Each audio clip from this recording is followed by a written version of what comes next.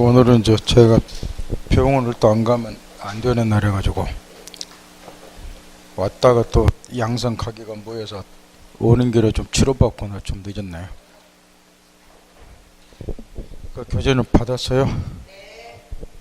이것도 이제 똑같은 이야기인데 이게 이제 효과가 있으려면 먼저 이렇게 하고 오셔야 돼요. 시험이 여름도 됐고 이제 얼마 안 남았기 때문에.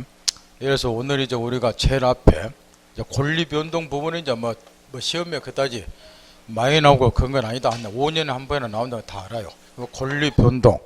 그 다음에 이제 우리가 법률행위 목적과 관련된 것들. 그 다음에 이제 비진입 표시, 협의, 착오, 의사 표시 아마 요 정도까지 이제 문제를 풀 건데, 그러면 여러분들이 이제 미리 뭘 꼭 해오셔야 되냐 그러면 요 부분에 대한 이론을 한 번을 꼭 읽고 오시라고 말. 이론을. 그것이 이제 공부가 전혀 안 된 건 아니고 그래도 이제 어느 정도 감은 잡고 있으니까 시간이 없으면은 이것도 속독으로라도 이론을 꼭 한번 읽고 속독으로. 그런 다음에 이제 여기 문제풀이도 꼭 예습을 하셔야 돼요. 이게 왜 그러냐 그러면은 여러분 시각을 바꾸셔야 돼. 여기 저 문제풀이는 정답 맞추는 재미로 문제풀이 하는 것이 아니고 거기 문제에서 답이 3이다. 왜 3번이 답인가? 지문 5개가 있는데 왜 이거는 맞고 이거는 틀린가? 이걸 공부하기 위해서 우리가 문제풀이 하는 것이지 뭐 정답 맞추기 위해서 하는 게 아니라는 거예요. 어떤 분이 문제풀이도 미리 풀어보고 오라 그러면 그러면 재미가 없다 이렇게 이야기를 하는데 이게 재미로 하는 게 아니라고 말이에요.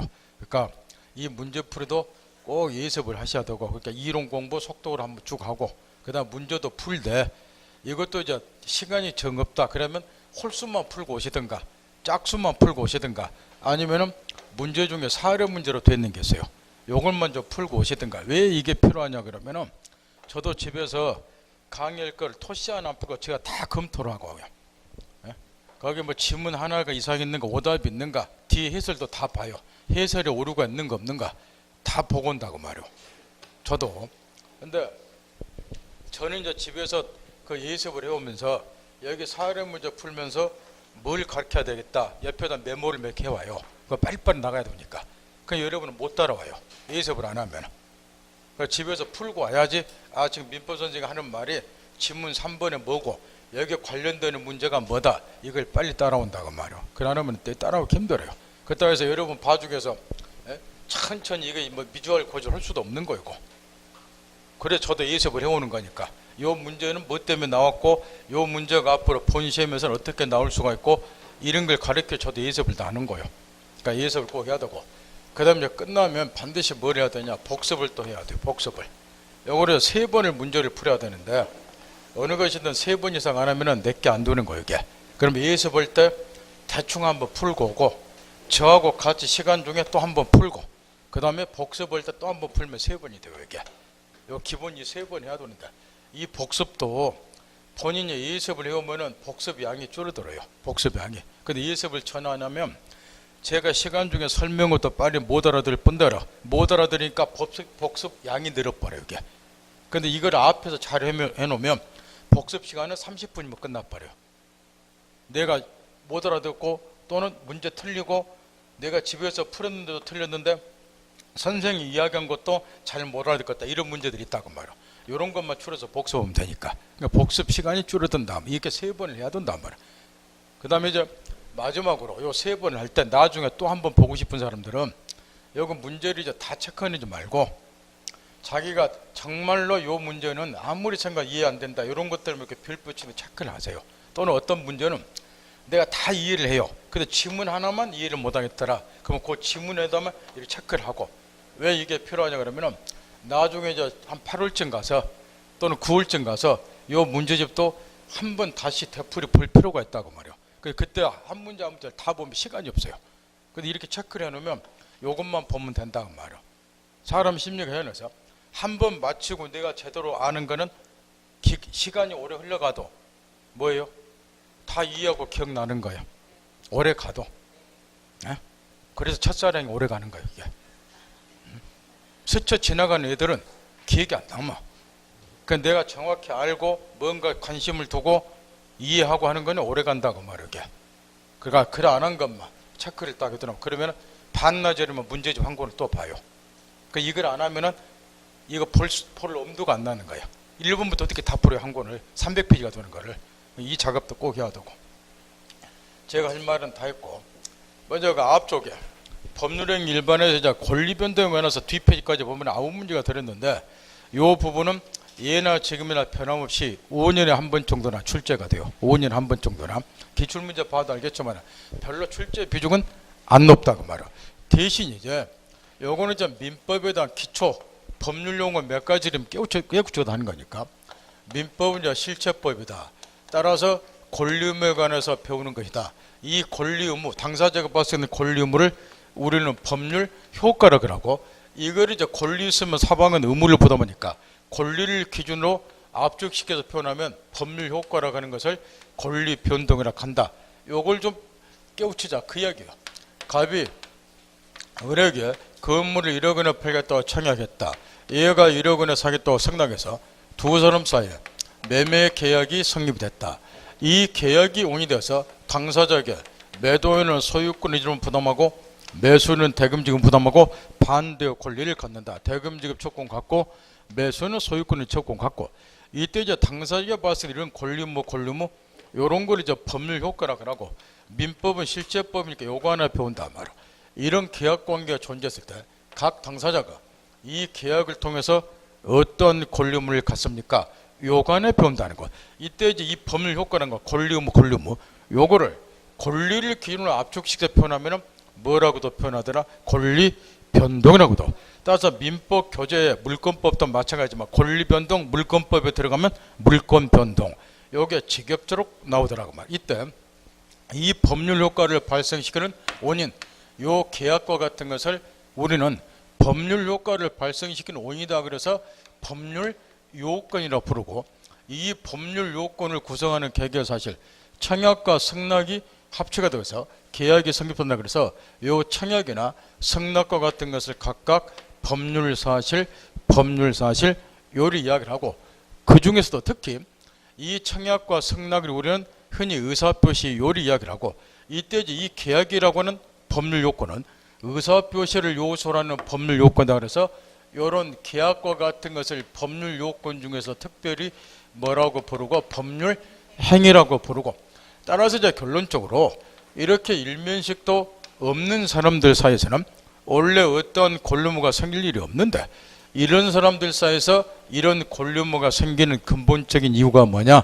이런 계약 등을 체결하니까, 갑이 건물 을에게 팔았다. 계약 체결하니까 요게 원이 되어서 당사자에게는 일정한 권리 의무 발생, 법률 효과 발생, 권리 변동이 일어나더라. 요 과정을 쭉 이해를 하고, 요때 이제 문제가 좀 이런 것들이 쭉 늘어졌다는 거. 이 법률 효과 압축시키면 권리 변동이라고 하는 것. 이거를 이제 풀게 되면은 이게 이제 권리가 발생하는 것, 변경하는 것, 시간 중에 자주 나오는 거죠. 소멸하는 것, 싸잡아서 우리가 권리 변동 요리 이야기를 해요. 이때 이제 권리 발생을 권리 주체를 기준으로 표현하면은 권리 취득이라고 하고, 이 권리 취득에 이제 의원시 취득, 승계 취득이 있고, 기본세 읽다 보면 자주 나오는 소리죠. 의원시 취득, 승계 취득이 있고, 여기 이제 승계 취득의 기억을 더 살려보면 이전적 승계라고 하는 것, 그 다음에 설정적 승계라고 하는 것, 다시 이제 이전적 승계에 특정 승계, 포괄 승계 요리 구별이 되고, 여기 이제 권리 변경도 이제 크게 세 가지가 있어요. 주체가 변경이 된다. 주체의 변경.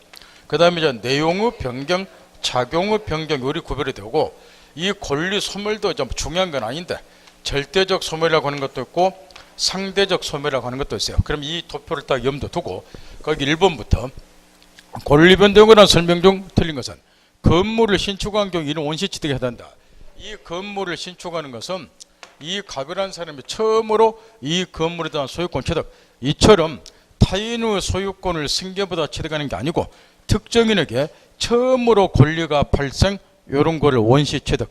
따라서 여기 건물을 신축해서 소유권 취득한다, 이런 게 대표적으로 원시 취득에 해당이 되고, 특히 이제 여기 원시 취득이냐 승계 취득이냐 가장 논란이 되는 것 중에 우리 시험에서 중요한 게 뭐냐 그러면은 눈을 그대로 우측으로 돌려보세요.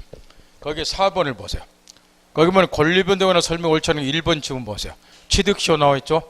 이 취득시효에 의한 소유권 취득이 원시 취득이냐 승계 취득이냐, 요게 이제 가장 논란이 많은데, 이게 이제 취득시효한 소유권 취득은 지금 갑이 토지 소유자 권리 행사 안 하고 있다.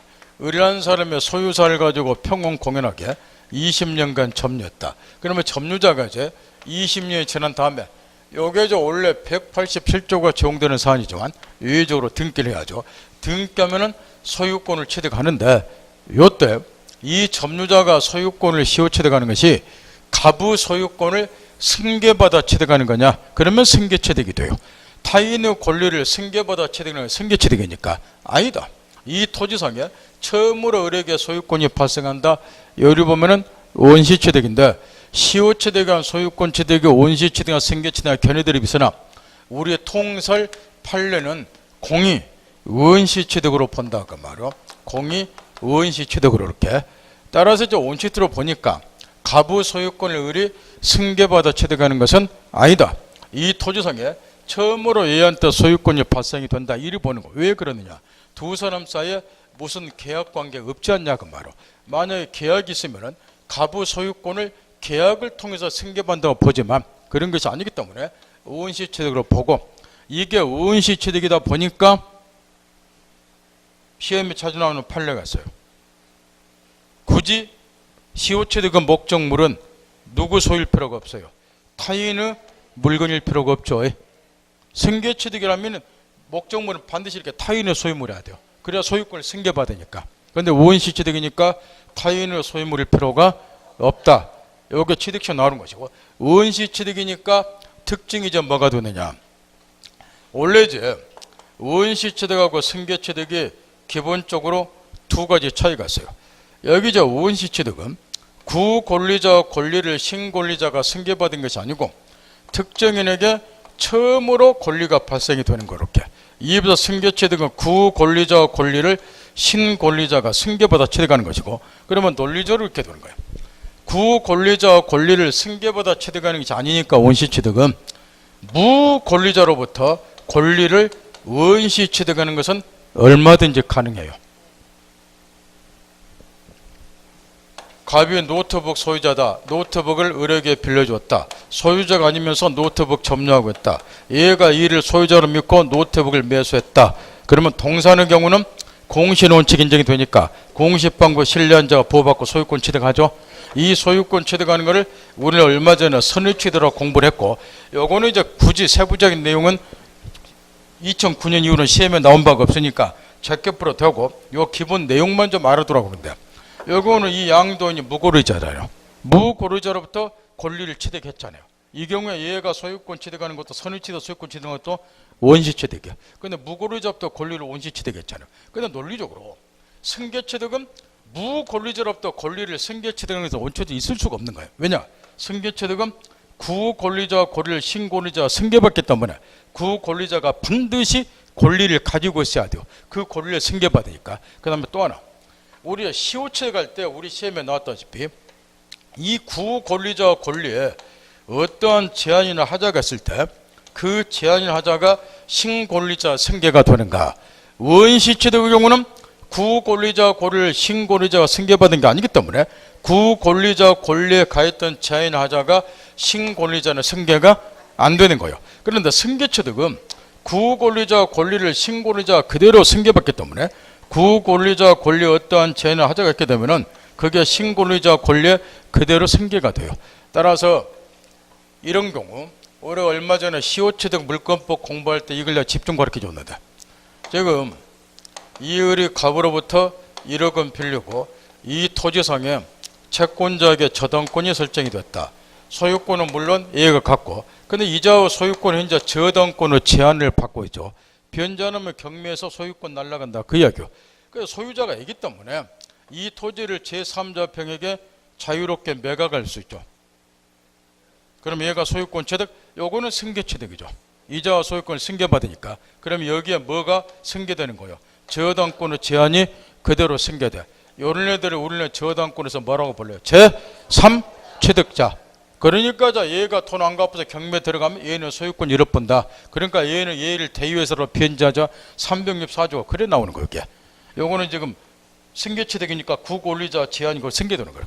그런데 시효취득에서 우리 배웠다시피 이번에는 얘가 매각한 게 아니라 얘가 토지에 대한 권리행사를 안 하고 있는 기하로서 병이 자기가 토지에 대한 소유자인 것처럼 20년 이상 권리행사를 해왔다. 시효가 완성이 됐죠. 그럼 얘가 점유자가 자기 앞으로 등기를 함으로써 소유권을 시효취득한다. 그럼 이 시효취득은 이자의 소유권을 승계받았다, 승계받은 게 아니다. 승계취득으로 보게 되면 일부 학자들은 승계취득으로 봐요. 왜냐? 이게 우은시취득에 해당이 되면은 요 시효취득이 우은시취득에 해당하면 원래 소유권 보존 등기를 해야 되는 거예요. 그런데 등기 실무상으로는 소유권 이전 등기를 해요. 시효취득 경우에. 그러니까 원 소유자로부터 등기를 이전받는다 그 이야기야. 그 말은 등기를 통해서 원래 소유자 권리가 점유자에게 승계된다 요 이야기죠. 그러나 등기는 이전 등기 아니까 승계치로 보는 것이 옳다 이리 주장하는 일부 학자도 있단 말이에요. 동설 판례는 우은시치로 보지만 그러면 이거를 우은시대로 볼 때하고 승계치로 볼 때하고 하늘과 땅 차이라면 우리 시험에 나왔다시피 이 시효취득을 승계치로 보게 되면 얘는 완전한 소유권 취득 못해요. 저당권의 제한을 받는 소유권을 시효취득하는 거예요. 이 말 듣겠나요? 그럼 얘가 변제 안 하면 저당권 실행, 얘는 소유권 잃어버려요. 근데 이걸 우은시취득으로 보게 되면 이자의 소유권을 승계받은 게 아니고 얘한테 이 토지상으로 처음으로 소유권이 발생하는 거니까 이 소유권의 저당권의 제한이 여기에 승계되고 안 되고 안 되고 따라서 얘는 저당권의 제한을 받지 않는 완전한 소유권을 시효취한다 요리 되는 거예요. 그래서 이런 것들을 완벽하게 특히 시효취득 저당권에 대해서 물어보니까 정리하고 있어야 되고 따라서 이제 4번 문제는 1번이 당연히 뭐예요? 소유권 취득 승계취득 4번 1번이 틀려있죠. 그래서 그 문제가 그냥 우은시대 이렇게 간단히 하고 넘어갈 문제가 아니고 그 배경이라든가 효과를 정확히 깨우쳐서 있어야 된다. 다시 왼쪽 돌아와서 갑의 을소유 토리를 저당잡은 거고 이는 설정적 승계에 해당이 된다. 여기 보세요. 여기 지금 승계취득권 이전적 승계, 설정적 승계가 있는데 여기 이전적 승계는 매매처럼 구권리자와 권리가 동일성을 잃지 않고 신권리자에게 완전히 넘어가는 거죠. 갑이 토지 소유자다. 사용수익 처분권은 가지고 있다. 을에게 매각했다. 사용수익 처분권이 남김없이 넘어가죠. 이런 걸 이전적 승계. 이전적 승계는 구권리자와 권리가 뭐한다? 소멸.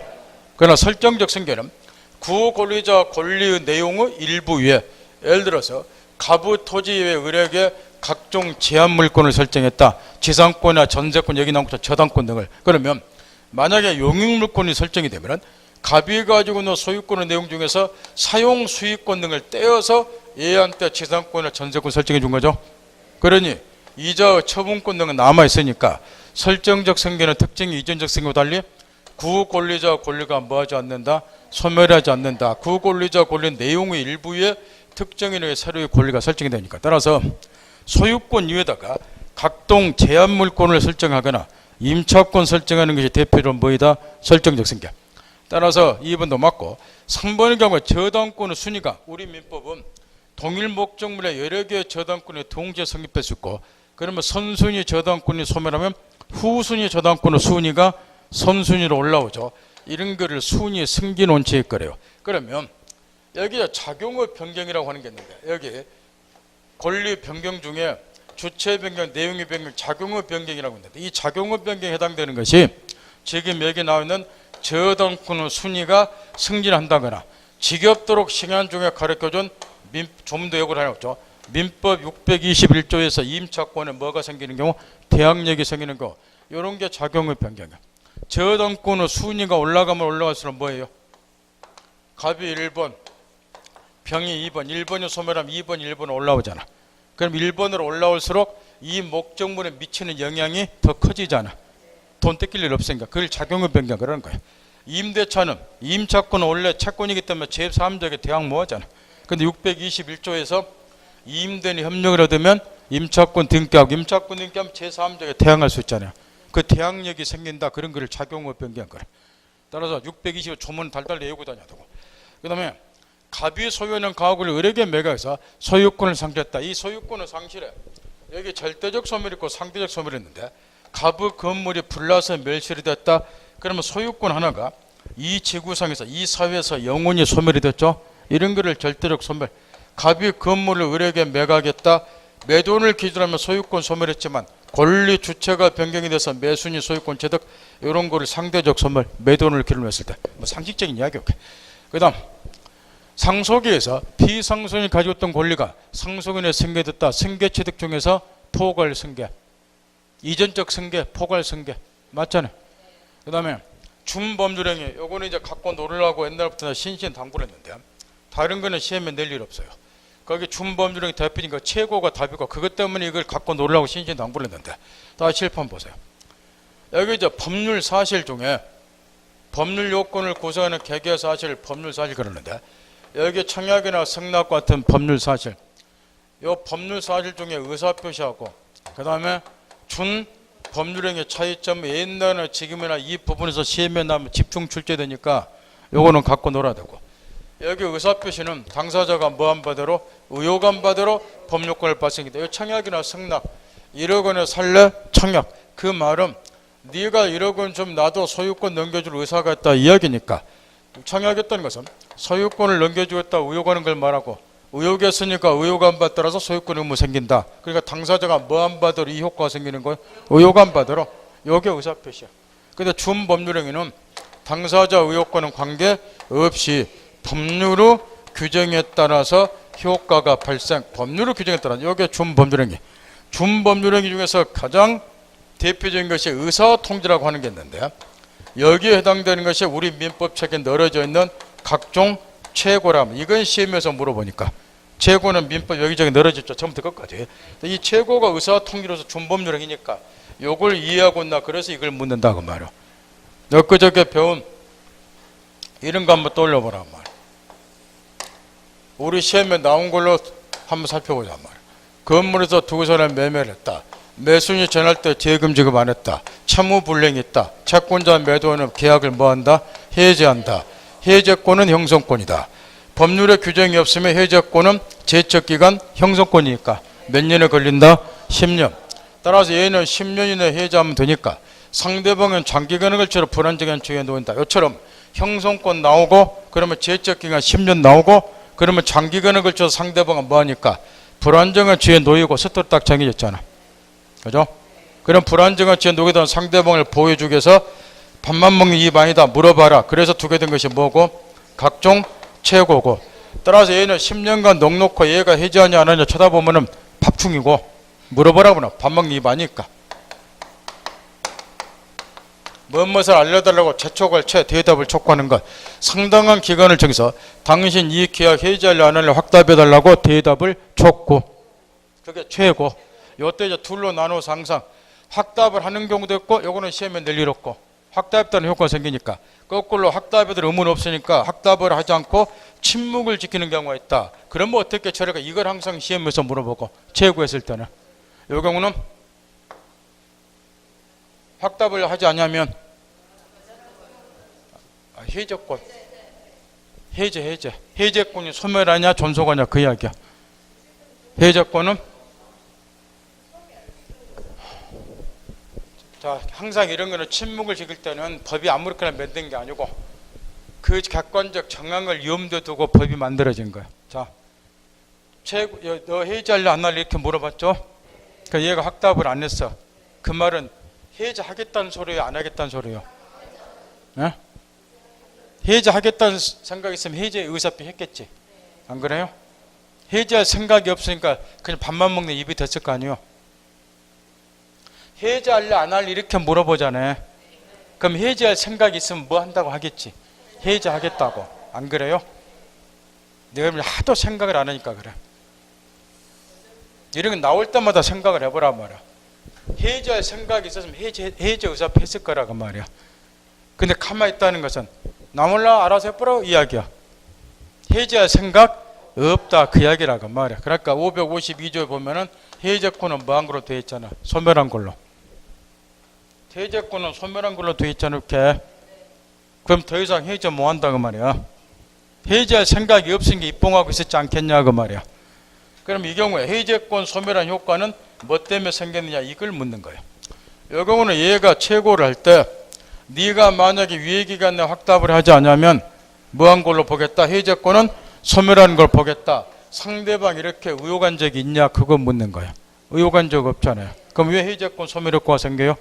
얘가 확답을 하지 않고 침묵을 지키면 민법 몇 조에서 552조에서 해제권은 뭐한 걸로 규정이 됐다? 소멸한 걸로 규정이 됐으니까 당사자 의혹과는 관계없이 법률의 규정에 따라서 해제권 소멸, 권리 소멸 효과가 생긴다 그 이야기요. 이런 거를 뭐라 한다? 준 법률행위. 그 대표적인 게 뭐이다? 최고. 요거는 시험에 나면 1순위로 요 부분은 나오니까 항상 갖고 놀으려고 옛날에도 신신당부를 했다고 말이야. 최고는 민법 처음부터 끝까지 나오지 않냐 말. 나오는 스토리가 정해졌고. 그 다음 나머지는 무시해도 되고 나머지는 전부 다 뭐예요? 동의, 취소, 추인, 해지는 그래도 단독행위지. 그것도 전부 다 상대방 있는 단독행위죠. 그 3번은 무시해도 돼요. 간념부터 이런 게 있어. 이건 구닥다리 시험에 나올 일 없어. 그 다음에 4번의 경우는 1번이 물론 틀렸고 그 밑에서 나머지 것들 무주물 선점, 유실물 습득, 매장물 발견 이런 거는 집에서 꼭 물건법 할 때 읽어보라고 그러는데 이런 것들은 싸그리 무슨 취득이죠? 원시 취득이죠. 저당권의 취득은 뭐예요? 승계 취득. 그 중에서 아까 이야기한 것처럼 설정적 승계. 그 다음에 5번의 경우는 취득시효, 무주물 선점, 그 다음에 가공 이런 거는 전부 원시 취득이고 이게 전부 특징이 하나겠죠. 법률 행위에 의하지 아니하고 소유권 취득하는 경우들이죠. 그것들이 다 원시 취득이에요. 전부. 그 다음에 상속, 회사 합병, 그 다음에 포괄 유증 요 3개. 요 상속, 그 다음에 회사 합병, 그 다음에 포괄 유증 요 3개는 대표적으로 여기 이전적 승계 중에 특정 승계가 있고 포괄 승계가 있는데 여기 매매를 통해 소유권 취득한다 이런 건 이전적 특정 승계죠. 개개의 취득 원인에서 개개 권리가 생겨 갖고 올 두 사람이 건물 매매를 했다. 그럼 매매계약 한 개가 공인돼서 소유권 하나가 넘어간다. 이런 게 특정 승계. 그래서 매수인을 뭐라고 부르고 민법규제에 맨날 나오잖아. 특정 승계인. 특정 승계인. 여기 포괄 승계. 한 개의 취득 원인에서 수개의 권리가 포괄적으로 승계. 상속. 대표적으로. 갑이 부울었다. 토지 건물 가지고 있다. 사망했다. 토지 건물 일물 일꾼 존축에서 매 물건마다 소유권 하나씩 있다. 죽었다. 그러면 사망이라는 거 한 개 원에서 여러 가지 권리가 한꺼번에 상속 넘어간다. 포괄 승계. 그래서 상속인들을 뭐라고 부르고 포괄 승계인 거라죠. 이때 주의할 거. 이 포괄 승계하면 떠오른 것이 뭐가 있나요? 여기서 지금 이따분과 맞추라고 이 문제 푸는 거 아니야? 상속, 회사 합병, 포괄 유증 이게 포괄 승계란 말. 머릿속에 떠오른 생각을 한번 읊어보세요. 무슨 생각이 떠오르시나요? 이게 딱 하면 총치 그러지 그거 그런 걸 떠올리란 말. 첫째 물권법에 요거는 전부 다 187조에서 등기 없이 물권 매매를 한다. 상속부터 시작해서 그 다음에 또 한 가지 있어요. 민법에서 아주 중요해. 곳곳에 늘어졌어. 총칙에서부터. 이런 건 뭐인가요? 이렇게 갖고 올 두 사람이 건물 매매를 했다. 근데 이게 가장 매매다. 그럼 무효죠? 자, 등기 넘어갔다. 소유자 아니다. 근데 등기 가지고 제3자가 팔아먹었다. 요때 을과 병이 부자지간이다. 능파했나요? 아버지가 사망했다. 그럼 이 상속인도 제3자로서 보호되는가? 그것 떠올리라고 말이에요. 포괄 승계인은 선의 제3자 보기 중에서 뭐에 해당이 안 된다? 제3자에 해당이 안 된다. 이걸 떠올리라고 말. 이 두 가지가 핵심이니까. 여기 지금 피상속인과 상속인은 뭐예요? 동일시한다. 그래서 뭐에 해당이 안 된다. 우리 법에서는 제3자로 보질 않는다. 이게 민법 곳곳에 튀어나오잖아. 이 두 개를 깨우치라고 지금 넣는 거예요. 이게. 이 정도는 떠올려야 돼. 지금 정도는. 그 다음 거기 지금 3번에 저당권 취득이 틀렸고 이전적 취득이나 설정적 취득이니까 그 다음에 4번에 물건 인도를 목적으로 한 채권이 손해배상 채권을 변했다면 잠깐 7번 보세요. 이것도 시험에서 이제 자주 인용되는 건데 이런 식으로 내는 게 아니고 지금 이런 식으로 낸다고 말. 우리 시험에도 이렇게 출제가 됐다는 거예요. 이 건물에 대해서 두 사람이 매매를 했다. 그러면 이 매수인은 거기 써있는 것처럼 건물 물론 소유권 이전 청구권 채권도 같지만 건물 인도 청구권으로는 채권도 같겠죠. 요거는 분명히 금전 채권은 아니죠. 건물 인도라는 채권이죠. 그런데 이 매도인이 건물 인도와 관련해서는 채무자인데 이자 귀책사유에서 건물이 멸실이 되어버렸어요. 그러면 채무불이행 책임져야죠. 그러면 채무불이행으로 해서 얘는 무슨 청구권을 갖게 돼요? 손해배상 청구권을 갖죠. 그럼 원래 얘가 가지고 있던 건물인도 청구권, 금전채권 아닌 것이 이자의 채무불이행으로 해서 뭐로 바뀌는 거야? 손해배상 청구권도 손해배상 채권이죠. 손해배상은 우리 민법상 금전배상의 원칙이야. 따라서 비금전채권이 무엇으로 바뀌었다? 금전채권. 이런 거를 권리의 질적인 변경 그래. 근데 이게 이제 우리 시험이 이따구로 내린 게 아니고 이렇게 낸다고 말이야.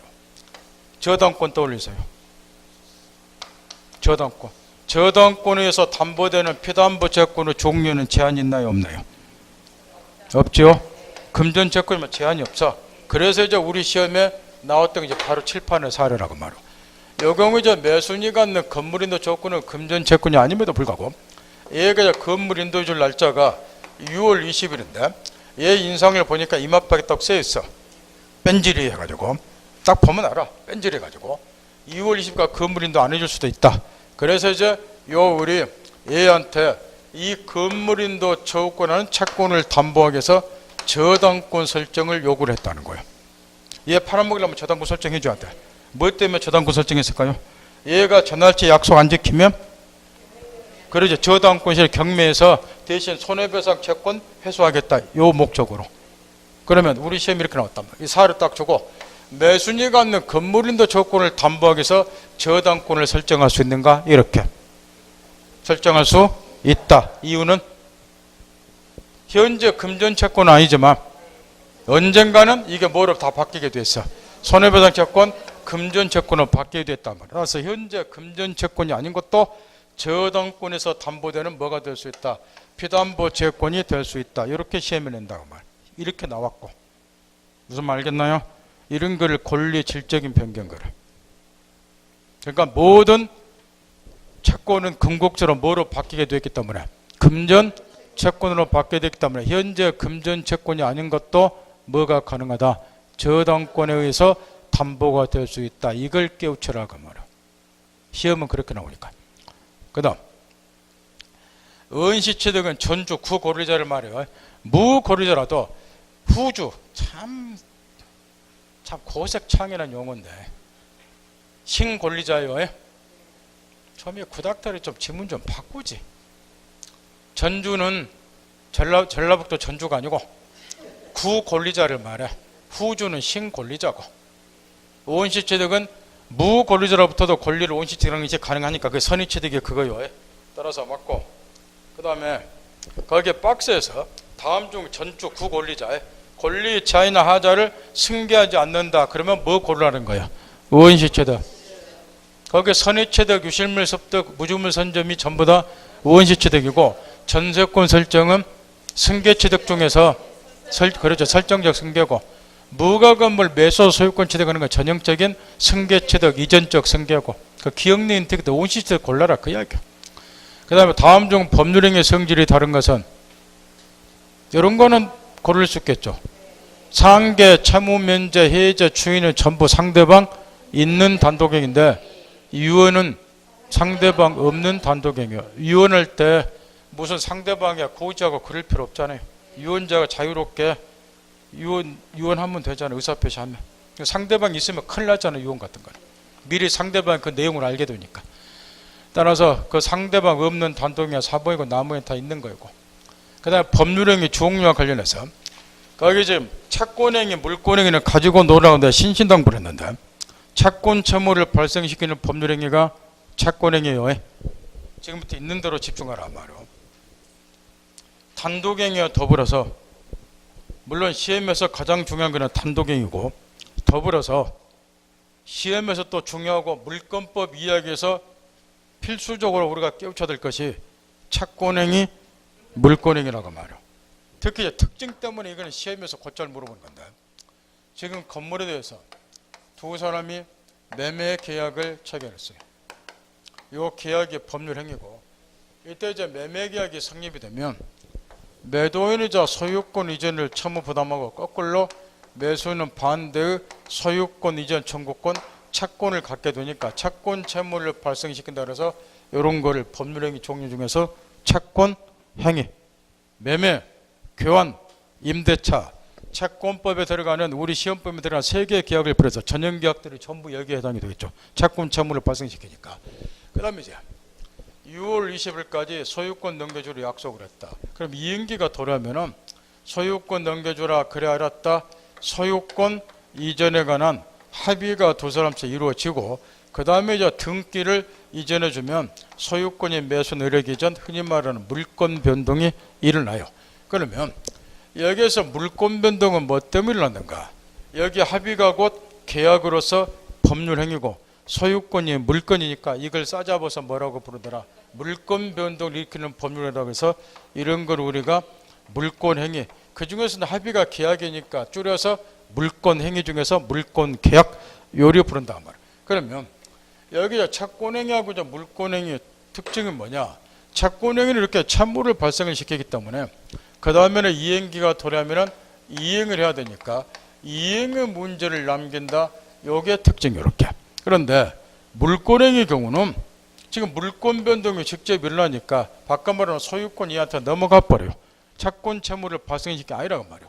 따라서 물권행위의 경우는 이행의 문제를 남기지 않는다. 요게 물권행위의 특징이라는 거렇게. 그런데 또 한편 이행의 문제를 남기지 않는다는 점에서 물권행위하고 비스무리한 것이 있는데 그런 걸 우리가 준 물권행위 요리 이야기를 해요. 물권이 아닌 채권이나 지적재산권과 같은 무채재산권을 양도하는 우리 민법상 자주 등장하는 요 채권 양도 같은 거 또는 이제 지적재산권, 무채재산권을 양도하는 거, 뭐 채무 면제 같은 거 이런 거는 이제 물권이 아닌 채권 무채재산권인데 요거 채권 양도는 채권이 동일성을 잃지 않고 계약에서 이전이 되기 때문에 무슨 이행의 문제 남길 일이 없죠.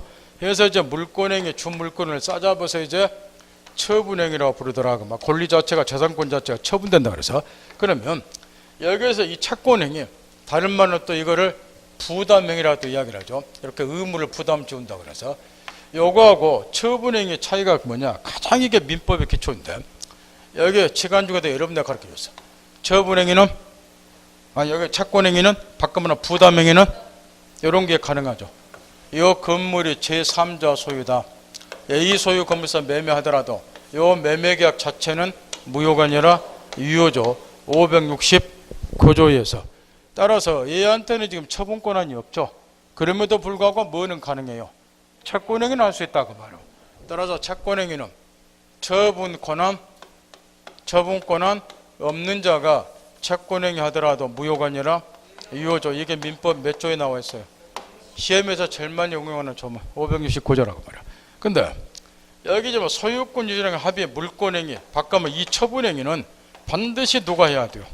처분행위는 처분권한 있는 자가 해야 돼요. 처분권한 있는 자가 해야지 처분행위 유효가 된단 말이야.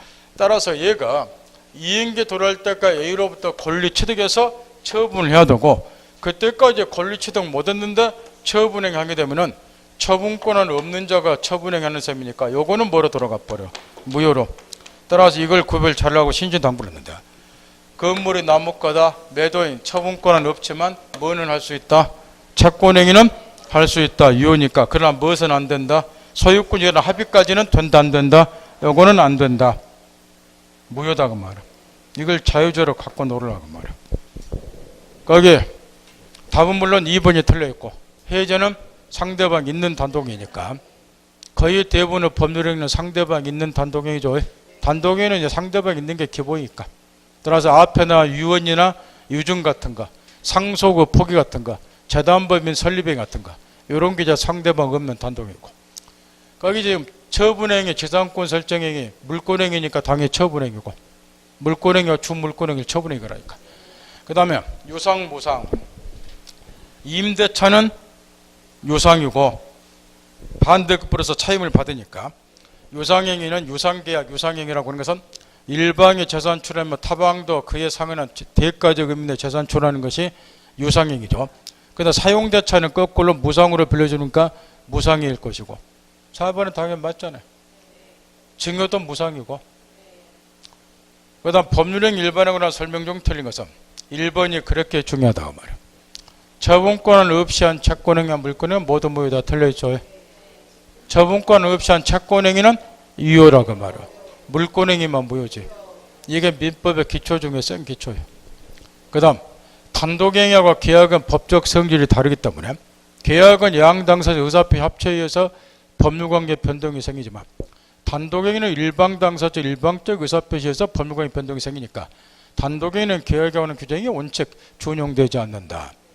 채무 면제는 유증도 마찬가지고 원래 단독행위는 조건기한을 못 붙이죠. 그러나 상대방에게 이익만을 주는 단독행위 채무 면제하고 유증은 꼭 머릿속에 담고 시험장 가로 내 신신당부를 했는데 유증하고 요거는 외적으로 조건기한을 붙일 수 있다고 말이야.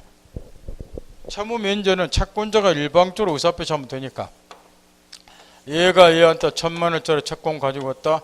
채무 면제할 때 얘가 채무자 승낙 얻을 필요 없잖아요. 일방적으로 채무 면제 좋게 의사표시하면 요 채무가 선물 돈 안 갚아도 되니까. 그런데 요런 이제 단독행위에 대해서도 조건을 붙일 수 있는가? 원칙은 단독에 대해서 조건을 붙이면 상대방의 법적지가 불안해지니까 조건계는 못 붙이지만 채무 면제나 유증처럼 상대방의 이익만을 주는 단독에는 외적으로 조건계한 붙이더라. 이때 갑이 을에게 중개사 공부를 하는데 하도 공부 안 하고 뺀질거리니까 공부 열심히 하라고. 네가 중개사 시험에 뭐하면 합격하면 뭐 해줄게? 채무 면제 줄게. 단독행위 조건부터 써놓게. 그러면 상대방의 법적기는 불안해지긴 하지만 조건만 성취되면 너는 엄청난 이득을 얻으니까 이 정도 불안정한 주의는 수인해도 된다. 그런 취지일 것이고 채무 면제만 기억하면 안 되고 유증까지 이런 거는 정말로 틀리면은 과락 면하기 힘드니까 정리 잘하고. 그 다음 법률행위 출원행위와 비출원행위. 대부분은 법률행위 출원행위죠. 출원행위는 자기의 재산을 감소시키면서 타인의 재산을 증가시키는 법률행위를 출원행위. 매매. 건물에서 1억 원에 매매를 했다. 그럼 매도인이 소유권 이전하면 자기의 재산은 감소, 소유권 이전받은 매수는 재산은 증가. 반대급으로서 얘가 대금 1억 원 주면 거꾸로 이자 재산은 감소, 매도인의 재산은 증가. 또는 증여 같은 경우 건물 하나를 을에게 증여를 한다. 증여하면 증여자 재산은 감소, 수증자 재산은 증가. 이처럼 자기 재산을 감소시키면서 타인의 재산을 증가시키는 법률행위를 출원행위. 출원행위가 두 개가 있죠. 위에 매매처럼 유상행위도 있고 밑에 증여처럼 무상행위도 있고. 요거는 이제 양자가 재산 출원하고 요거는 증여자만 재산 출원하고. 그래 다 같은 출원행위고. 이에 대해서 비출원행위는 그 반대죠. 자기의 재산을 감소시키면서 타인의 재산을 증가시키지 못하는 법률행위. 대표적으로 소유권의 포기 같은 거. 내가 소유권을 포기하면 내 재산은 감소가 되지만 어느 누구 재산이 증가된 바는 없죠. 이런 것이 대표적 비출행위. 또는 아예 재산 증감과 전혀 관계가 없는 법률행위. 대표적으로 대리권을 수여하는 행위. 대리권을 수여. 갑의 을에게 건물 팔아달라고 대리권 수여했다. 대리권 수여하는 것은 대리행위를 할 수 있는 법률상은 뭐를 주는 것이지? 자격을 수여하는 것이지 대리권 수요에 따라서 본인의 재산은 감소되고 대리인 재산 증가되고 이런 거 아니지 않냐 말이야. 재산 증감과 전혀 관계가 없다 해서 비출원행위. 그 다음 상대방 없는 단독에는 요식행위로 되어 있는 경우가 많다. 왜 그럴까요? 상대방 없는 단독의 유언 유증 같은 거, 재단법인 설립 같은 거, 상속의 포기 같은 거. 요거는 상대방이 없기 때문에 의사표시의 진실성, 명백성이 항상 논란이 돼요. 상대방 없자 지 혼자 하잖아. 그러니까 정말로 이러이러한 유언했는가 이런 게 논란이 많이 된단 말이야. 그러니까 법이 정한 엄격한 방식을 갖추도록 법에서 요구를 하고 있어. 그래서 요식행위로 되어 있다면 대부분이. 유언도 엄격한 방식을 갖춰 해야지 유언 효력이 생기고 상속의 포기는 관청에 신고해야 되고 재단법인 설립행 같은 것은 반드시 뭐 해야 되고 정관 작성이라는 방식 갖춰야 되고 대부분이 뭐로 되어 있다? 요식행위로 의사표시의 진실성 명백성을 담보하기 위해서. 이런 게 상식적인 이야기들인데 문제는 이게 여러분한테는 상식이 아니라는 거예요. 왜냐? 아무 생각 없이 외우니까. 그 다음 법률행위 목적 유효권. 여기서부터가 이제 시험 문제가 본격적으로 출제가 되는데, 먼저 법률행위가 성립되기 위해서는 당사자, 의사표시, 목적 세 가지 요소 갖춰야죠. 일반적으로. 물론 이제 개개의 법률행위에 특별히 요구되는 특별 성립 요건도 있지만, 원래 민법은 또 이 제목에서 가면서 실체법이니까 권리무 법률 효과에서 반해서 배운다. 이걸 권리를 기준으로 달리 표현하면 권리 변동이라고 한다. 법률 효과를 발생시키는 원인을 법률 요건이라고 그러는데, 그 중에서 이제 가장 중요한 법률 요건, 아까 앞에서 잠깐 이야기했다시피 계약과 같은 뭐이다? 법률 행위다. 일면식도 없는 사람들 사이에서는 계약과 같은 법률 행위가 오인돼서 법률 효과, 권리 변동이 일어나니까. 이게 민법 공부 전부잖아요. 이때 이제 권리 변동을 하려면 법률 행위가 뭐 해야 된다? 성립되고. 근데 아니, 내가 그걸 하려고 하는 게 아니고, 민법 총칙은 하도 많이 가르쳐 주어서 아무리 배운 지가 한 달이 됐어도 기억은 좀 나야 돼요. 우리 인간적으로. 내가 인간적으로 하셔놨는데 이거는 기억이 다 나셔야 돼. 이게 민법의 기초니까. 당사자 법률 일단 성립돼야 되고, 당사자, 의사표시, 목적 세 가지를 갖춰서. 그래서 이런 거를 이제 어떤 법률을 막론하고 공통적으로 갖출 요건에 대해서 일반적 성립 요건. 다만 이제 이 세 가지 요소를 갖춰서 법률이 성립되어 해서 언제나 효과가 생기는 건 아니니까, 성립하고 있는 법률의 효과를 발생시키려면 효력 요건을 또 갖춰야 되는데, 당사자는 권리 능력, 의사 능력, 행위 능력을 갖춘 당사자일 것. 의사표시에서 의사표시는 일치하고 하지 않은 의사표시가 아닐 것. 목적은 확정되어야 되고 실현 가능해야 되고 적법하고 사회적 타당성이 있을 것. 이런 요건을 갖춰야지 법률과 발생 권리 변동이 일어나는데, 이걸 이제 한마디로 우리는 유효라 그러고, 성립은 됐을 때 효력 요건 갖추지 못하면 효력이 발생이 안 되니까 무효라 하는데, 물론 이제 대부분은 무효사에 해당되지만 지겹도록 가르쳐 줬다시피 취소사에 해당되는 경우도 일부 있고, 취소에 해당되는 경우도 있잖아요. 여기 당사자 관련해서는 행위 능력을 갖추지 못한 경우 제한 능력자와 법률행위 취소 사유잖아. 나머지 다 무효사고, 여기 의사표시 관련 효력 요건 갖추지 못한 경우 중에서 의사표시가 일치하지 않는 경우로서 비진입표시, 허위표시, 착오가 있는데 이 착오가 취소 사유잖아. 하지 않는 의사표 아니야 되니까 하자 있는 의사표시면 효력 요건 못 갖췄는데, 하지 않는 의사표시, 사기 강박도 취소 사유잖아. 이 세 개가 취소 사유잖아. 나머지 목적 관련된 것은 전부 무효 사유고. 이런 거 도출해서 여기다 틀 맞춰서 하라고 말이야. 이런 것들이 일반적 성립, 일반적 효력 요건. 우리는 법률행위 성립을 전제로 해서 효력 요건 갖췄냐 못 갖췄냐 요거 하나 배운다. 민법 공부 전부다. 물론 이게 또 당사자 관련된 효력 요건은 우리 시험에 직접 안 들어가지만, 특히 제한 능력자 법률행위 모르면 민법 시험범위에 들어가는 거 공부할 때 애먹으니까 기초는 알고 있어야 되고, 이 밑에 두 개가 시험범위에 직접 들어가니까 책 순서는 항상 목적권의 효력 요건 딱 설명하고, 의사표 관련 효력 요건 설명하고, 오늘 문제 풀고자 하는 것이 요거하고 요거고, 순서 이렇게 돼 있잖아. 이틀은 항상 염두에 두고 문제 풀라고 말이야. 이거는 기억하죠? 여기다 살 붙여서 민법 처음부터 끝까지 공부하는 거니까. 거기에 법률행위와 그 효력 요건 연결이 맞지 않는 것은 답은 이제 물론 유언의 방식이 성립 요건이니까 여기에 특별 성립 요건이요. 유언은 법이 정한 일정한 방식을 갖춰서 해야지 성립이 된다. 그래서 이런 거는 시험에 낼 일 없고, 여기서 여러분이 그 지문 5개 중에서 여러분 시험에 나오는 거 한번 추려보세요. 여러분처럼 맨날 나오는 게 하나 있어. 거기서 2번이죠. 정기조건은 법률에서 정기조건은 성취. 네가 중개사 시험에 합격하면 건물 한 채 줘마. 정기조건 법률에서 합격하면 요 조건이 성취되면 효력이 발생. 따라서 무슨 요건이 이거는? 그러죠. 특별 효력 요건. 조건부 법률은 특별히 필요로 하는 특별 효력 요건이다. 그거나 시험에 나오죠. 여러분 시험에. 나머지는 시험에 나올 일 없잖아요. 그러니까 그걸 거꾸로 단답식으로 잘 물어보니까 그걸 기억 잘하고, 물론 답은 5번인데 있다고 나올 일 없고.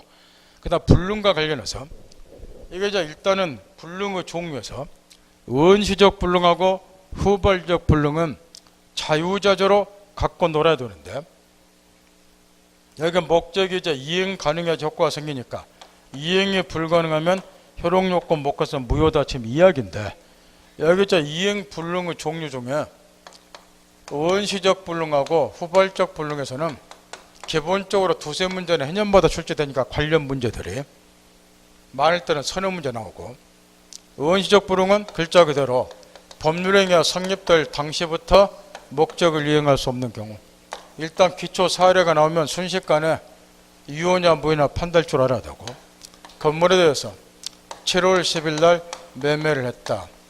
근데 계약 체결일 전 7월 7일 날 이미 멸실이 됐다. 계약이 성립될 당시부터 소유권 이전, 여기서는 목적이죠. 목적을 이행할 수 없다. 원시적 불능. 이런 거는 이제 계약 성립 당시부터 목적을 이행할 수 없으니까 무효로 본다. 거꾸로 이제 후발적 불능으로 바꾸면, 지금 갑이 이 건물에 대해서 4월 10일 날 매매를 했고, 요거를 소유권 등기 약속한 날이 7월 20일인데 요 사이 5월 20일 날 멸실이 됐다. 성립 당시에는 목적을 이행할 수 없지만 이행기 도래하기 전에 이행이 불가능하다.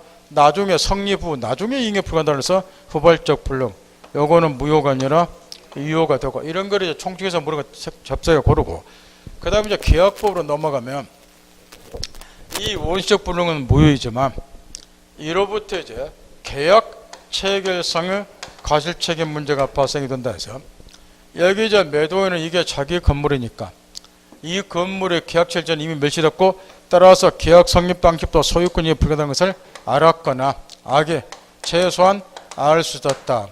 과실이 있다. 이들 상대방이 이런 사실을 알았다면 계약 체결 안 했을 거니까, 상대방은 반대로 이런 사정을 모르고 있고 선이 모르는 데서 과실이 없고, 그러면 이 계약이 상대방의 유효하라고 믿으니까, 유효하라고 믿었기 때문에 손해를 입게 되고, 용자금의 대출을 받았다. 그럼 용자금도 이자 문다, 이런 거. 이런 거를 우리는 계약이 유효하라고 믿었기 때문에 입은 손해다 그래서 신뢰이익, 신뢰손해라 그러고, 요 손해에 대해서 이한테 배상 청구할 수 있는가, 요 얘기인데, 계약 체결 과정에서도 과실이 있는 자는 상대방이 계약이 유효하라고 믿었기 때문에 입은 손해에 대해서 배상해 줄 책임이 있다. 계약 체결사 과실 책임.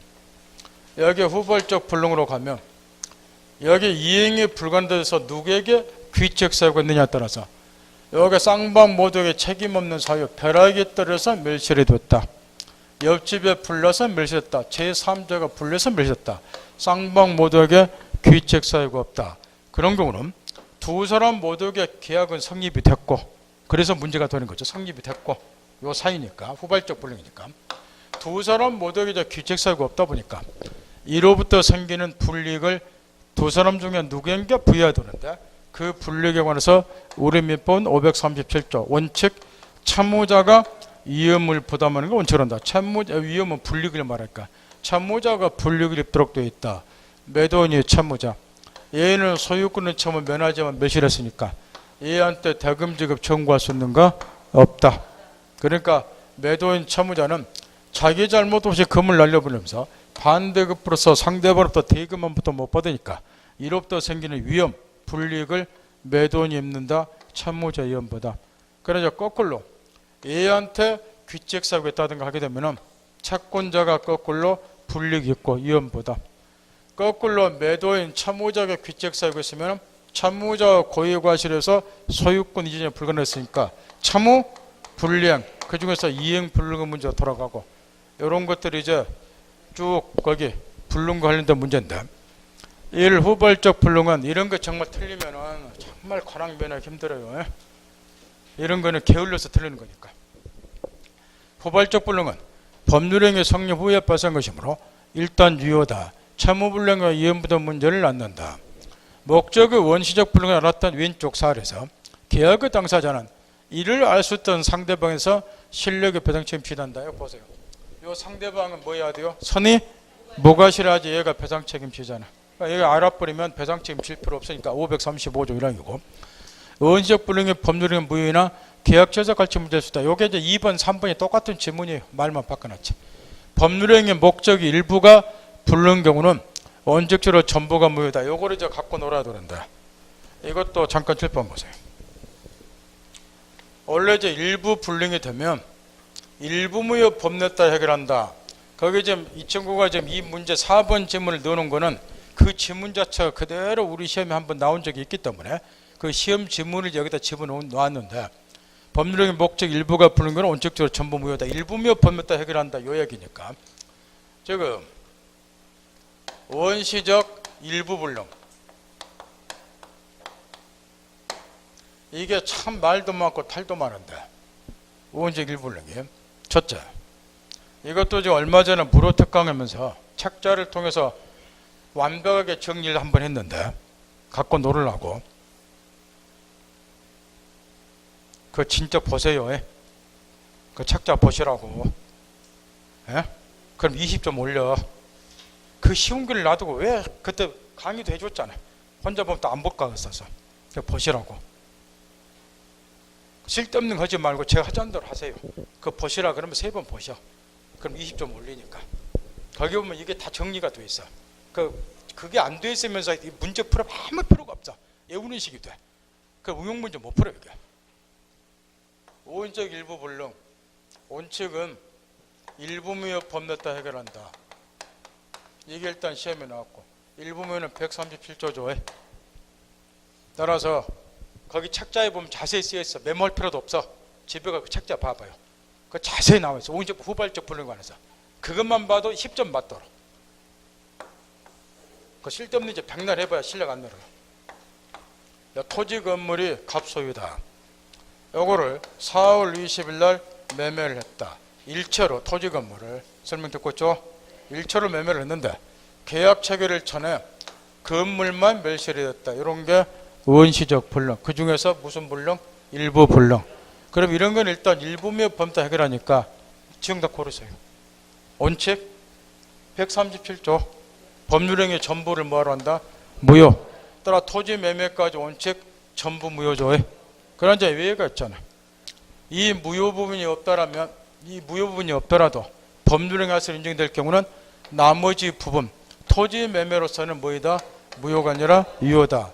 요 건물 매매가 무효인 걸 알았더라면 토지라도 매수했지 않겠냐 하는 게 인정이 되면은 나머지 부분 유효 이렇게 해결하시면 돼. 그죠? 그런데 이 137조 일부 무효에 관한 특칙이 있다가 말이야. 그게 뭐인가요? 이게 또 우리 시험에 쏟아져 나와. 이 일부 무효의 특칙이 뭐가 있나요? 엊그저께 담보 책임에서 또 가르쳐줬고 그때 무료 특강할 때도 가르쳐줬고 이런 게 뭐인가 이게? 이런 게 요 우리 가벽에 이 토지 100평미터 맞지? 그래 맞다. 그러면 좋다. 평방미터당 100만에 총 1억원에 매수하마. 이런 것도 뭐인가 이게? 창고가 딸린 건물에 대해서 6월 20일 매매했는데 요 창고만 멸실이 됐다. 이런 게 뭐인가요? 저번 주도 가르쳐줬어. 수량을 지정한 매매 수량이 부족한 경우죠. 요게 일부 멸실, 원시적 일부 불능이죠. 요거는 또 137조에 따라 해결하면 큰일 나빠라. 요것도 지금 원시적 일부 불능인데 수량을 지정한 매매 수량이 부족한 경우 그다음 일부 멸실, 원시적 일부 불능인데 요거는 137조에 대한 특칙으로서 574조로 가요. 그래서 이거는 무슨 문제로 넘어가냐? 담보 책임으로. 이거는 계약의 무효가 아니라 거꾸로 전부 유효라 그 말이야. 이걸 갖고 놀으라 그 말이야. 이렇게. 이걸 정리를 해줬단 말이야. 3주 전에도 우리 특강하면서. 요 밑에 거는 담보 책임으로 저번 주에도 배웠고 매매해서. 이게 정리를 해봐요. 이렇게. 요 시험에 쏟아져 나온다고 여기서. 그 책자 보면 자세히 나와 있어. 그거 보면 20점 올린다니까요. 제발 제 좀 하자는 대로 해요. 그래도 여러분이 떨어지면 내가 책임질 용이 있지만 제 하자는 대로 했는데 안 하면은 내가 책임 못 주죠. 그거는. 제가 하자는 대로 안 하는데 어떻게 내가 책임을 해주나요? 그게. 그 다음 불강요라는 손해를 계약 당사자 일방에게만 부담시키는 약정은 공소행성 위반했던 무효다. 5번이 틀렸는데 불강요라는 손해를 계약 등 일방에게만 부담 지우는 약정 무효 아니라 유효예요. 이에 관한 것이 방금 제가 칠판에 설명할 때도 나왔어. 제가 설명하는 와중에도 아까 이런 식으로 후발적 불능에 있어서 여기도 지금도 안 주고 놔둔가 후발적 불능에 있어서 벼락에 따라서 멸실이 됐다 이렇게 두는 모두 규칙성이 없잖아요. 근데 우리 민법은 누구한테 불이익을 주었어요? 매도인 채무자 일방에게만 불이익 주잖아. 건물 날라가고 대금함도 못 받으니까. 위험부담 문제 537조. 특히 위험부담에 관한 민법 규정은 시험에 잘 나오는 무슨 규정이기도 하고 임의 규정이기도 하고 특약에 따라서 이 위험을 누구에게 부여할 수도 있고 채무자 말고 채권자에게 부담 지을 수도 있고 그것 떠올리라는 거야. 나 5번이 틀려있잖아. 그러니까 위험부담 문제 떠올리면 돼요. 그 다음 거기 다음 중 효력 규정을 옳게 묶은 것은 적법성이 없으면 무효지만 법률행위 목적에 법규를 위반하면 적법성이 없으면 무효다. 법규를 위반하면 무효다. 그 이야기요. 근데 이 법규 중에서도 강행규정 위반한 것만 무효지 임의규정 위반한 것은 무효가 아니라 유효가 되고 근데 이 강행규정 중에는 또 우리 통설에 가면은 뭐가 있고 이 강행규정 중에는 다시 효력규정하고 단속규정 두 가지가 있다고 통설이 이야기하고 그 중에서 이제 효력규정을 위반하고 생각한 사법상의 법률행위는 무효이지만 단속규정 위반하고 생각한 사법상의 법률행위는 무효가 아니라 유효다. 이 이야기예요. 따라서 요걸 이제 정리하라는 소리인데 요즘에 유달리 또 이 부분에서 시험이 많이 나오기 때문에 여기 지금 다음 중 효력규정을 옳게 묶은 것은 기업, 금융실명 거래및 비밀 보장에 관한 법률을 위반한 비실명 금융거래가 사법상 효력. 예컨대 예금계약 철회인데 명의는 갑으로 했어요. 근데 실제 자금 출원자는 A다 이런 경우. 그럼 원래 예금계약은 누가 체결해야 돼요? 금융실명제에 의해서 A가 체결해야죠. 근데 자금 출원자는 A인데 예금 출원자는 명의는 누구를 했다? 갑으로. 요걸 비실명 거래했잖아요. 이런 계약이 무효냐 그 이야기야. 사법상 행위 자체는 무효가 아니라 유효예요. 다만 그렇죠. 단속은 받아. 비실명 금융거래 계약을 체결한 은행 임직원은 과태료 부과 처분을 받아요. 그 다음에 실명 전환 의무를 위반한 계약 당사자도 과징금을 부과를 받고 이렇게 처벌은 받지만 비실명 거래 계약의 사법상 거래는 무효가 아니라 유효가 돼.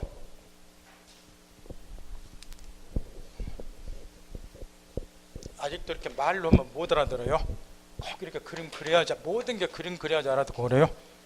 지금쯤은 말로 하면 쉬운 건 알아들을 동안 되셔야 돼. 요 을은행하고 갑이 명의라 그 말이야. 예금계약 체결했죠 이렇게. 그러면 금융실명제에 따라서 얘가 예금 줘야 된다고 원래는. 근데 여기 예금 출원자가 누구라는 거예요? 자금 출원자가 A야. 그럼 이렇게 원래 예금계약 체결될 거 아니요? 그 누구 명의로? 그래 이제 갑 명의로 했다 이런 이야기라 그 말이야. 그러면 이 비실명 금융거래 했잖아요. 그러면 갑과 예금계약 요 계약 체결한 것 자체는 무효가 아니라 유효고 은행 임직원이나 얘는 처벌받아. 과태료 보장 가징금 이렇게. 그럼 여기 예금 채권자는 누가 되느냐? 얘가 되는 거야 어쩔 수 없이. 이거 유효니까. 그런 이야기라 그 말이야. 그 다음 구주택건설 촉진법상 일정 기간 동안 전명의를 지금 이제 주택건설 촉진법 폐지가 됐지만 과거의 일정 규모 국민주택 이하의 일정 규모 주택은 일정 기간 동안 전매를 금지시켰는데 그럼에도 불구하고 전매 금지 기간 동안에 그 국민주택을 매매를 했다. 요 매매는 무효가 아니라 유효예요. 따라서 이것도 효력 규정이 아니라 다 단속 규정이야. 그 다음에 우리 시험에 그 기억 니는 거의 시험에 안 나오고 우리 시험에 직업등록 나오는 것은 디귿번이고 중간생략 등기는 투기 달성 목적으로 행해지니까 부동산 등기 특별조치법에서 엄히 규제를 하고 있죠. 하게 되면 3년 이하 징역 1억 원 이하 벌금 형사 처벌하고 그럼에도 불구하고 중간생략 등기를 하고는 사법상 합의는 무효가 아니라 유효다. 요게 이제 단속규정에서 시험에 제일 많이 물어보는 거죠. 한 열 몇 번 나왔죠. 이게. 그 다음에 거긴 네 1번은 여러분 전공일 것이고 구 부동산 중개법 소정의 지금 이제 중개사법으로 바뀌었으니까 법정 중개수수를 초과한 중개수수락정 초과 부분 안에서는 요게 이제 옛날에는 이 법정 수술 한도에 관한 중개사법 규정을 우리 판례가 90년대까지는 단속 규정으로 봤어요. 그러니까 법정 수술 한도를 초과해서 중개계약 체결했다. 한도가 500인데 800주기로 했다. 이런 것도 유효했으니까 중개업자가 800을 다 받을 수가 있었다고 말이야. 그러니까 이게 근절이 안 되잖아. 그래서 판례가 변경이 된 거야. 2000년대 돌아서. 무슨 규정으로? 효력 규정으로. 그럼 요 약정은 효력 규정 위반한 거니까 뭐로 돌아가 버려? 무효로. 그럼 800 다 못 받지 이제라. 그래야 이거 못된 벌점 근절시키는 거야. 그래서 단속 규정, 효력 규정으로. 다만 뭔만 무효로 봐요. 초과 부분만. 초과 부분만. 그러니까 효력 규정에 해당되는 것은 닐번 하나고. 그러니까 그 규정을 위반했을 때 사법상 행위가 무효가 되면 효력 규정이에요. 유효가 되면 단속 규정이고. 그 다음에 그 4번의 경우에 다음 중 단속 규정에 해당해서 유효인 것은 다툼이 있으면 판례한다. 1. 변호사법 규정에 위반해서 변호사 아닌 갑이 을을 승소시켜주고 을은 소송물의 일부인 임야 지분을 그 대가로 갑에게 양도하는 약정. 요거는 효력 규정을 위반한 거니까 변호사 아닌 자가 변호 업무 못하는 거예요. 따라서 다 무효로 돌아가요. 그 다음에 증권회사 또는 그 임직원의 부당 권유를 금지하는 증권거래법 위반하는 주식거래에 관한 투자수익 약정.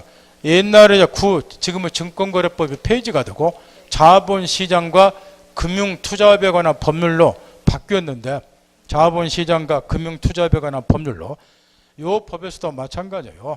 옛날에도 마찬가지였지만 증권회사 임직원이 고객한테 투자를 권유를 하면서 만약 단체한테 우리 증권회사가 손실을 끼치면 손실을 보전해 주겠다.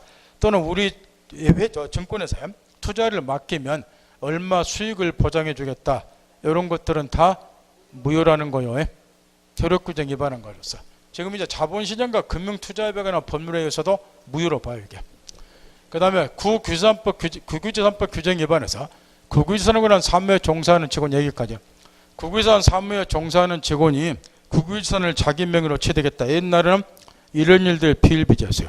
국유재산은 불화가 되면 아주 싸게 나와요. 그러니까 국유재산 사무에 종사하는 직원이 그걸 싸게 사서 비싸게 더 팔고 이런 짓거리를 많이 했다고 말이야. 근데 일반 국민들은 그런 정보를 알아요, 몰라요? 모르잖아요.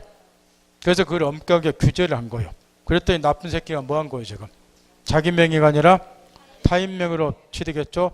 이런 거를 우리는 강형법규를 직접 위반한 게 아니라 회피수단에 의해서 간접적으로 위반에 따라서 탈법행위 그래요. 따라서 그 3번 판례는 탈법행위로서 우리 시험에 출제된 판례고 탈법행위도 무효죠. 강형법규를 직접 위반한 것이 아니라 회피수단에서 간접적으로 위반했다. 이런 걸 탈법행위, 탈법행위도 원칙 무효고.